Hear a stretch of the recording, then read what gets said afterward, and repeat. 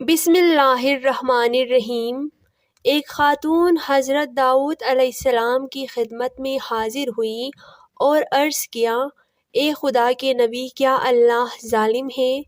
حضرت داؤد علیہ السلام نے فرمایا، رب تعالیٰ تو سراسر عدل و انصاف ہے، وہ ذرا برابر بھی کسی پر ظلم نہیں کرتا۔ اس نے کہا کہ اللہ نے مجھ پر ظلم کیا ہے۔ حضرت داؤد علیہ السلام نے پوچھا کہ کون سا ظلم کیا ہے؟ اللہ کے ہر کام میں حکمت ہوتی ہے۔ وہ کہنے لگی، مجھے تو حکمت نظر نہیں آتی، مجھے تو ظلم لگتا ہے۔ پھر اس عورت نے اپنا قصہ بیان کرنا شروع کیا، اے خدا کے نبی، میں ایک بیوہ عورت ہوں، میری 3 یتیم بچیاں ہیں جن کی پرورش میں اپنے ہاتھ سے سوت کاٹ کاٹ کے کرتی ہوں۔ میں دن بھر اور بعض اوقات راتوں کو جاگ کر سوت کاٹتی ہوں۔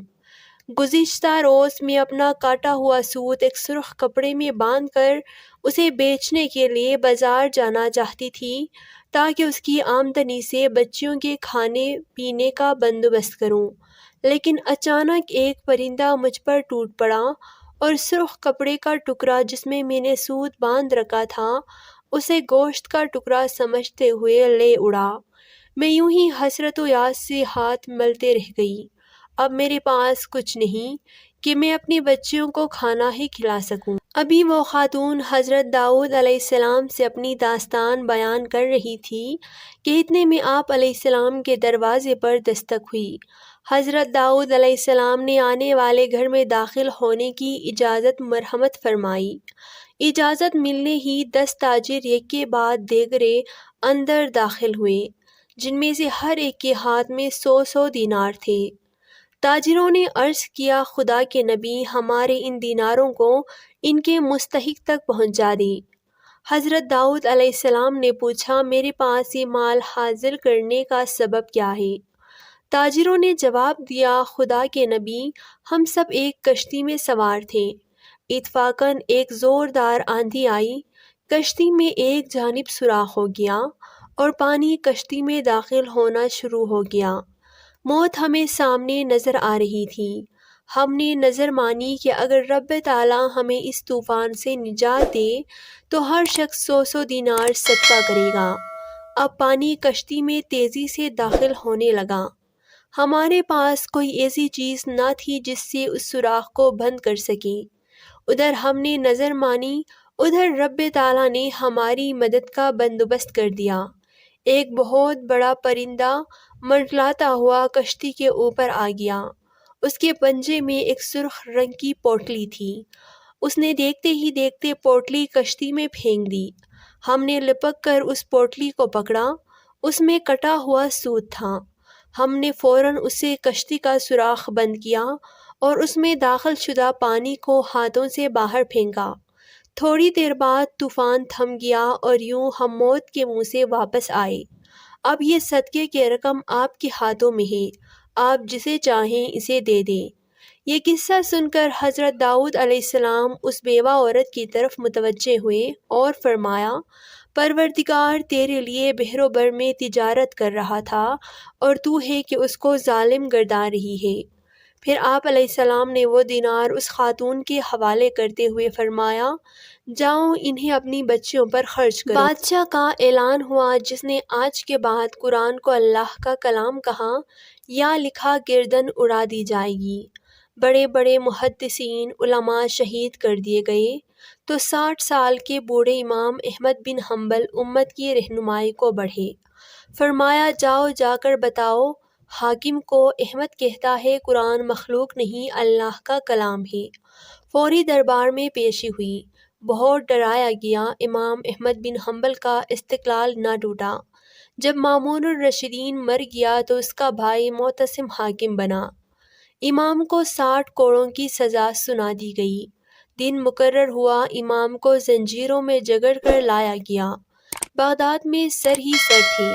ایک شخص شور مچاتا، سیف چیرتا پاس آیا۔ احمد، احمد، مجھے جانتے ہو؟ فرمایا، نہیں، میں ابو الہیثم ہوں، بغداد کا سب سے بڑا چور۔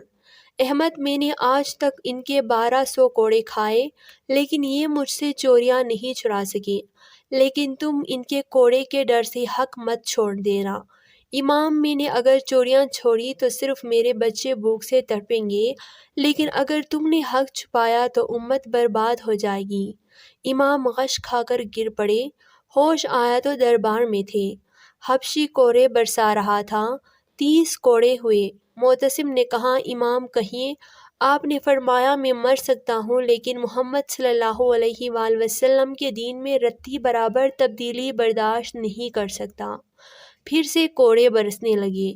ایک وزیر کو ترس آیا، کہنے لگا، امام ایک مرتبہ میرے کان میں چپکے سے کہہ دیجئے، قرآن اللہ کا کلام نہیں مخلوق ہے، میں بادشاہ سے سفارش کروں گا۔ امام نے فرمایا، تو میرے کان میں کہہ دے، قرآن مخلوق نہیں اللہ کا کلام ہے، قیامت میں رب سے میں تیری سفارش کروں گا۔